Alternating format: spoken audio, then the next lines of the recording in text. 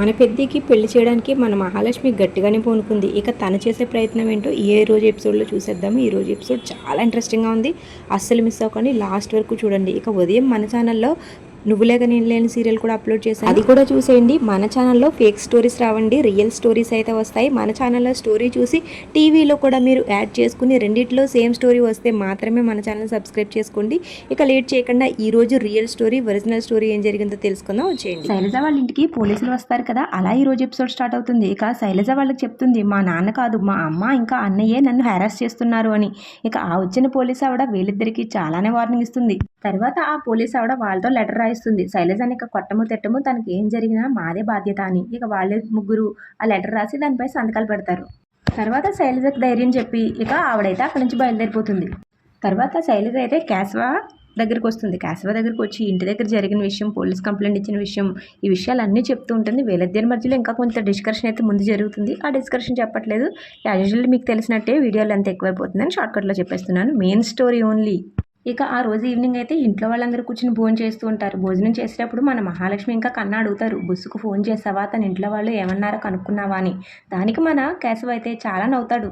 తర్వాత కేశవ ఇంకా అక్కడ జరిగిన విషయం, శైలజ చెప్పిన విషయాలన్నీ ఇంకాస్త స్పైసీ యాడ్ చేసి చెప్తాడు. తెలిసిందే కదండి, ఒకటి ఉంటే మన వాళ్ళు ఇంకొక 4 వేసి చెప్తారు. సీరియల్లో కూడా అదే స్టోరీ రన్ అయింది.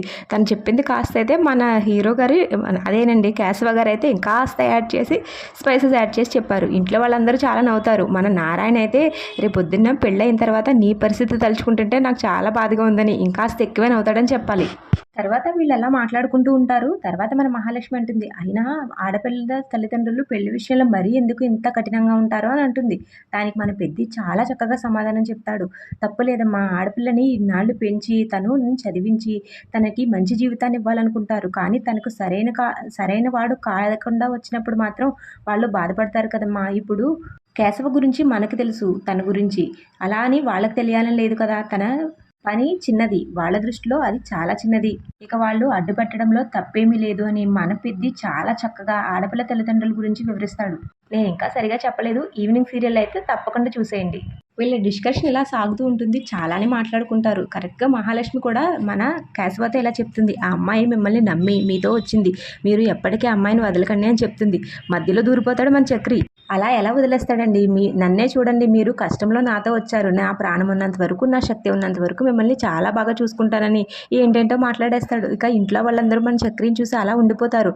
ఇక మన చక్రి స్పృహలోకి వస్తాడు. స్పృహలోకి వచ్చేసరికి మహాలక్ష్మి కూడా ఫాస్ట్గా తినేస్తుంది. ఇక తర్వాత మనవాడు కూడా సైలెంట్గా అక్కడి నుంచి జారిపోతాడు. తర్వాత తీరిగ్గా గోర్లు కత్తిరించుకుంటున్న మన నారాయణ దగ్గరికి వెళ్ళి మన హీరోయిన్ మహాలక్ష్మి అయితే దుమ్ము దులిపేస్తుంది. ఇక మీరు ఎందుకున్నట్టో తెలియట్లేదు అని ఇక తన ఇష్టం వచ్చినట్టు తిడుతూనే ఉంటుంది. ఆ తిట్లు కూడా నేను మీకు చెప్పడం చాలా కష్టమవుతుంది. ఎందుకంటే ఇంకా నోటికి దొరికినట్టుగా మన నారాయణ అయితే ఏకి పాడేస్తుంది మహాలక్ష్మి.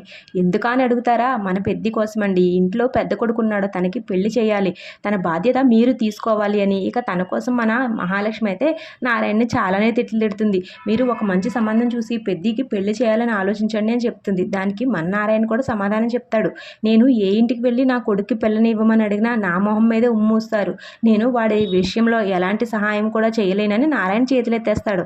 ఇక మరిన్ని తిట్లు మన మహాలక్ష్మి తిట్టేసి అక్కడి నుంచి వెళ్ళిపోతుంది. తర్వాత మన మహాలక్ష్మి అదే కోపంతో లోపలికి వస్తుంది. లోపలికి వచ్చేసరికి మన కేశవ ఒక ఫోన్ తీసుకుని ఇక చక్రి ఇంకా కన్నా ఒక ఫోన్ తీసుకుని చూస్తూ ఉంటారు. వాళ్ళని చూసి మన మహాలక్ష్మికి చాలా కోపం వచ్చేస్తుంది. తర్వాత వీళ్ళు ఫోన్లోంచి బయటకు వచ్చి మహాలక్ష్మిని చూస్తారు. తర్వాత మహాలక్ష్మి కోపంగా ఉండడం చూసి నువ్వేమైనా చేసావా అని వాళ్ళలో వాళ్ళే మాట్లాడుకుంటూ ఉంటారు. కానీ పాపం చివరిలో మహాలక్ష్మిని అడుగుతారు, ఏమైందండి, మేమేమైనా తప్పు చేశామని వీళ్ళు ముగ్గురు. దానికి మహాలక్ష్మి గట్టిగా అరిచేస్తూ మీకు అసలు బుద్ధుందా అంటుంది. బయటున్న మనిషి ఎలాగ పట్టించుకోవట్లేదు, ఇంట్లో ఉన్న మీరైనా అన్నమే కదా తింటున్నారు, పెద్ది వండని వంటే కదా తింటున్నారు, అసలు మీకు భయం, భక్తి, బుద్ధి, జ్ఞానం ఏమైనా ఉన్నాయా లేవా అని ఇంకా మళ్ళీ వీళ్ళ దగ్గర కూడా మొదలు పెడుతుంది మన మహాలక్ష్మి. పెద్ది వంట తినే కదా బాగా మెక్కి దున్నపోతుల్లా తయారయ్యారని మన మహాలక్ష్మి తిడుతుంది. పాపం ఆ తిట్లకి మన వాళ్ళు చెవుల్లో ఇంకా నోర్లు కూడా మూసేసుకుంటారు. మన మహాలక్ష్మి ఇలా తిడుతుంటే పాపం మన అదేనండి కేశవ అయితే అల్లిపోతాడు. పాపం చాలా భయపడిపోతాడు. ఇక తను అంటాడు, మీరే కదండి అప్పుడు పెళ్లి సంబంధం చూస్తుంటే కాస్త టైం తీసుకుందామన్నారు అని అంటాడు. ఇంకా ఆ మాటకి మన మహాలక్ష్మి ఇంకా విజృంభించేస్తుంది, నాకు బుద్ధి లేదు, నాకు జ్ఞానం లేదు, మీకైనా తెలియాలి కదా, అప్పుడు నేనేదో పెద్దికి కొంచెం టైం కావాలని అలా చెప్పాను, నేను అలా చెప్పాను అనుకో మీరు వదిలేస్తారా అని ఇంకా చేస్తుంది మన కేశవ మీద. మన మహాలక్ష్మి అరుపులకి పాపం కన్నాకైతే సుస్సు కూడా వచ్చేస్తుంది. ఇక పాపం మన కన్నా అయితే బాత్రూంలోకి పరిగెట్టేస్తాడు. తర్వాత చక్రి మహాలక్ష్మితో ఇలా అంటాడు, అదేంటండి మేము ఒక్కొక్కరికి 10 మందికి సమాధానం చెప్పగలం, అలాంటిది మీరే మమ్మల్ని గడగడలాడించేస్తున్నారేంటి అని అడుగుతాడు. దానికి మహాలక్ష్మికి ఇంకా కోపం వచ్చేస్తుంది. అంటే ఏంటి, నేను గయ్యాళదాల్లా కనిపిస్తున్నానా, సూర్యకాంతంలో మీ మీద అరిచేస్తున్నానా అని ఇంకా పెద్దగా అరిచేస్తుంది.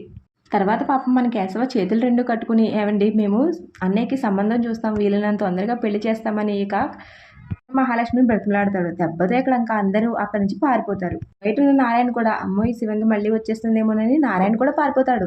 తర్వాత మన చక్రి ఇంకా కేశవ బైక్ మీద వెళ్తూ ఉంటారు. కరెక్ట్గా అదే టైంకి మన మాధవ్ అయితే అదేనండి మన పెద్ది కూరగాయల బండి దగ్గర కూరగాయలు కొంటూ ఉంటాడు. అక్కడ 4 ఆడవాళ్ళతో ముచ్చట్లు పెడతాడు. ఆ ముచ్చట్లు చూసి మన చక్రి ఇంకా కేశవలు అయోమయంలో పడిపోతాడు.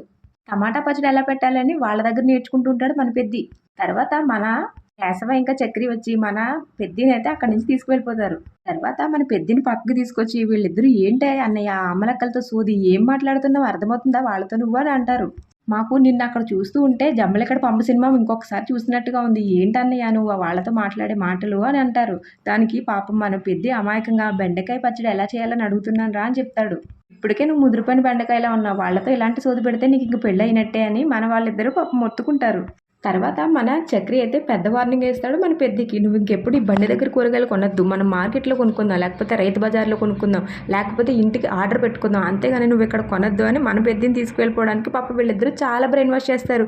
వీళ్ళ మాటలన్నీ విన్నట్టే వింటాడు మన పెద్ది. లాస్ట్లో ఉండండి ఇప్పుడే వస్తాను, అక్క బెండకాయ పచ్చడి ఎలా చేయాలని సగమే చెప్పింది, మిగిలిన సగం కూడా తెలుసుకుని వస్తాను అంటాడు. ఇక పాపం వాళ్ళిద్దరూ ఏమీ చేయలేక నెత్తి నోరు కొట్టుకుంటారు. తర్వాత చక్రి ఇంకా కేశవ పాపం మన పెద్దిని అయితే లాక్కుని మరీ తీసుకువెళ్ళిపోతారు ఇంకా అక్కడి నుంచి. తర్వాత చక్రి ఇంకా కేశవ ఒక చోట నుంచి బ్రోకర్ కోసం వెయిట్ చేస్తూ ఉంటారు. అదేనండి మన పెద్దికి పెళ్లి సంబంధం కుదిర్చే బ్రోకర్ కోసం. ఇక ఇంతలో ఆ బ్రోకర్ కూడా అక్కడికి వచ్చేస్తాడు. తర్వాత ఆ బ్రోకర్తో మాట్లాడతాడు మన చక్రి ఇంకా కేశవ. ఆ బ్రోకర్ ఏదో చెప్తాడండి. సో అదండి ఈరోజు ఎపిసోడ్. రేపటి ఎపిసోడ్లో మేబీ పెద్ది పెళ్లి చూపులు రేపటి ఎపిసోడ్లో చూపిస్తారేమో చూద్దాం. అంతవరకు మన ఛానల్ సబ్స్క్రైబ్ చేసుకుని బెల్ ఐకాన్ ఆన్లో పెట్టుకోండి.